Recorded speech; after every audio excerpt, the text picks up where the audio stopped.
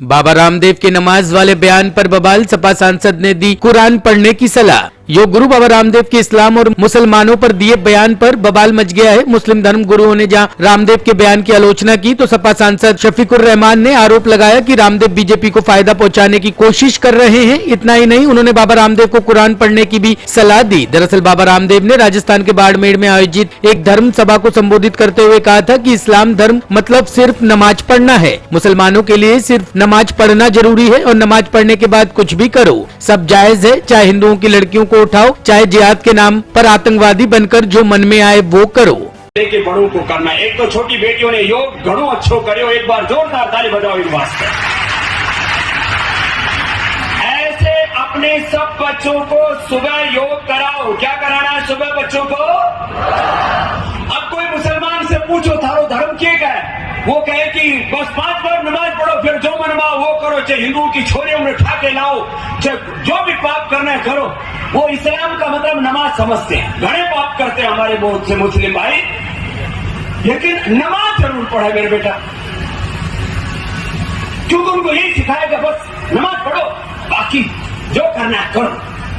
आतंकवादी बन गए घणे, बाकी और जितने भी अपराधी घने बन गए, नमाज जरूर पढ़नी, बस इतना ही सिखाओ, नमाज पढ़ो, जो मन में वो करो।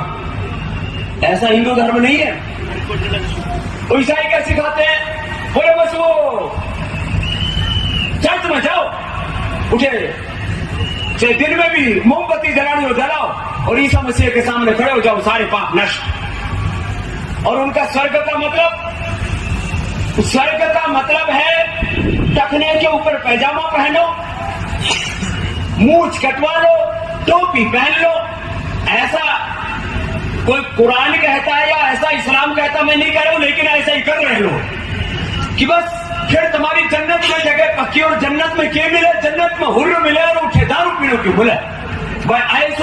ऐसी जन्नत तो जहन्नुम से भी बेकार है। लेकिन फिर भी लोग मूंछ कटवा रहे, सिर पर टोपी रख रहे और बस पागलपन है।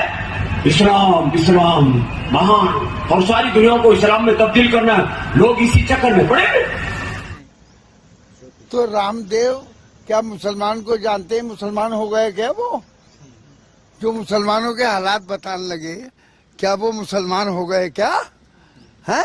अरे मुसलमान तो ऐसी चीज है कि दुनिया में उसकी कोई नजीर नहीं है मुसलमान की। मुसलमान जब खुदा और खुदा के रसूल को मानता है, जिस दिन इस्लाम ले आता है वो, उसमें दाखिल हो जाता है, तो उस पर पाबंदियां होती हैं। कुरान शरीफ पूरा आईन और कानून है इस्लाम का जो अल्लाह ताला ने बनाया है, उस पर पैरवी करना, बुरे कामों से बचना, अच्छे कामों को काम करना।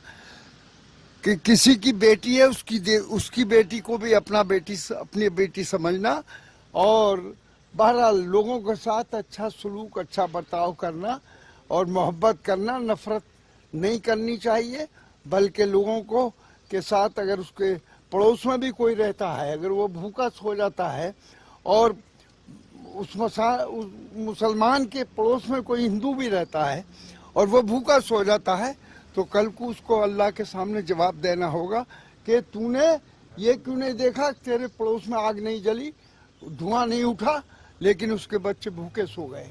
आपको क्या लगता है कि क्यों कह रहे होगे रामदेव ऐसा? क्या तो ये नफरत फैलाने के लिए, चूंकि गवर्नमेंट की हमारी पॉलिसी नफरत फैलाने की है, मोहब्बत फैलाने की नहीं है। हम चाहते हैं कि मोहब्बत आम हो, नफरत को ख़त्म किया जाए, जब भी मुल्क का निज़ाम भी ठीक होगा और मुल्क के अंदर खुशहाली आएगी। मुसलमान और ये रात दिन जो झगड़े हैं ये सब खत्म हो जाएंगे। रामदेव यही नहीं रुके, रामदेव ने कहा कि जन्नत में हूरें मिलेंगी और वहाँ शराब मिलेगी, उससे तो बदतर जहन्नुम है। अरे भाई, तो वो अपने हिसाब से जो कुछ भी कह रहे हैं, मुसलमान का अकीदा दूसरा है, समझ गए ना? हाँ, ये वो मुसलमान की उन्होंने कुरान शरीफ को नहीं पढ़ा, इस्लाम को नहीं पढ़ा कि व्हाट इज इस्लाम और इस्लाम क्या कहता है। Bureau report, team ANN news.